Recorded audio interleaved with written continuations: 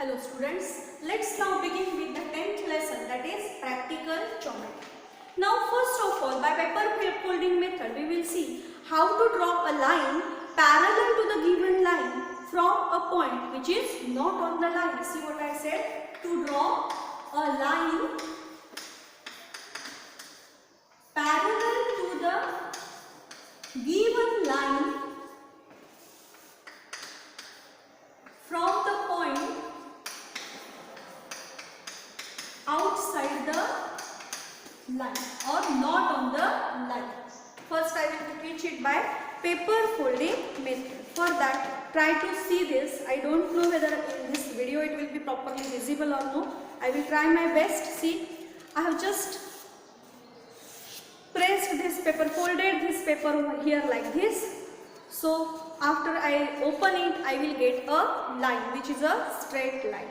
Now let me mark one point here which is not on the line. See here is this line which I have marked by paper folding.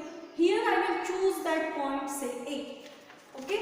Now I want to draw a perpendicular from this point to this line. For that, what I will do? I will fold the paper such that it will pass, means it will be folded exactly at point P and straight line I will obtain. See what I have done simply. I folded it along A to make a straight line. Okay. You must be careful while doing this. Now what will happen? You will get here a perpendicular, right? This will be a perpendicular which is, see, I will mark it better.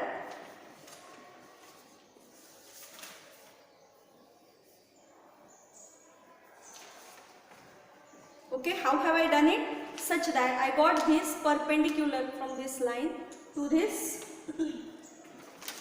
line. Okay, let me label this line for reference L. Okay, now I want to draw a line which is parallel to this line and passing through point A.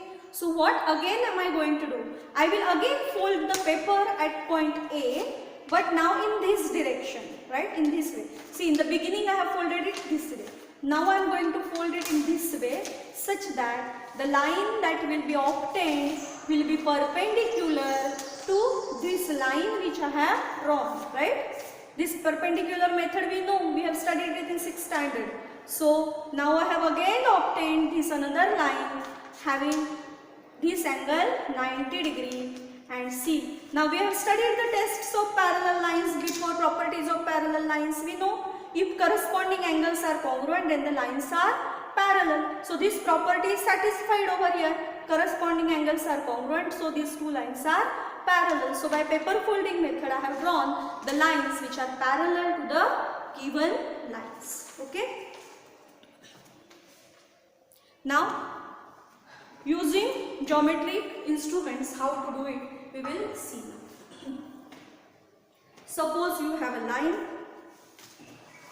If you are given a line, see, be very much careful, observe it carefully. Even the steps are properly explained in your textbook. Okay, so read them thoroughly so that you can easily understand this. Okay, suppose this is line L and here somewhere is point A. You have to draw a line passing through A and parallel to this line L which we have drawn. Now for convenience I will just, so that you can understand better, I will just keep some more distance between these two, point and line.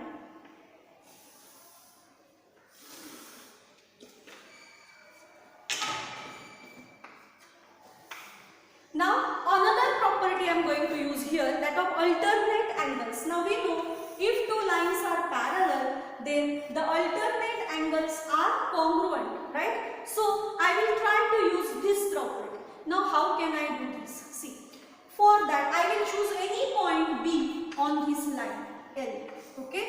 And let me draw segment AB. See my dears, please try to understand and remember the steps. Okay, now as per this figure, what should I do? I should get this angle here for the line passing through this. That angle should be maintained. This angle and this angle should be congruent to each other. Now, last year we have studied how angle congruent to the given angle, that is equal to the given angle without using protractor. Do you people remember this? The same construction I am going to do over here. See the way of doing this. If you have forgotten it, see now. See, place the compass at point A and taking suitable radius, you mark the arc like this. Okay? After you mark this arc, label these points for convenience so you will understand the things better. Suppose if I label them as A and C and D. Now with the same distance, see whatever the distance I have used here for marking this arc, with the same distance, with the same opening in the ends of the compass, I will place it at point A and I will mark the arc. For convenience, it should be around a semicircle.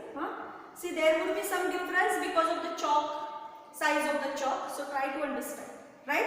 And now what am I going to do? Where does this arc intersect segment AB? I will label that point say as E. Okay? Now I will take the distance equal to the distance between these 2 points C and D. Then I will place the compass at point E and I will mark the arc like this here. Okay? Now this arc intersects this earlier arc at this point. Okay? Suppose let me label that point as F. And now if I draw a line AF, see this difference is because of the size of the chalk, because the chalk is not pointed, no? And so there will be some difference. You please try to understand, your pencil is pointed, so you will not get this difference over there. Okay? See the thickness of the chalk you can easily see is 1 centimeter, and so there is a little difference. You won't get it when you will draw it with help of pencil. Okay? And so now this line, say M, is parallel to this line. How can I say that this is true? Because this angle and this angle, they are congruent to each other, and if alternate angles are congruent, the lines are parallel. That's what we know. See, once again what I did, I have taken point A, then I choose point B, I have chosen point B, then with suitable radius I have marked arc DC, with the same distance I have marked this arc. Then by taking the distance between the points C and D, by placing at E, I have marked another arc which intersects the earlier arc at point F, and then I have drawn the line AF. Okay. Now as an activity they have told you to find out how can you use the concept of corresponding angles are congruent for doing the same type of construction. So let me explain you how it can be done. Now again, suppose here is point A, and I have to draw a line passing through A and parallel to line L.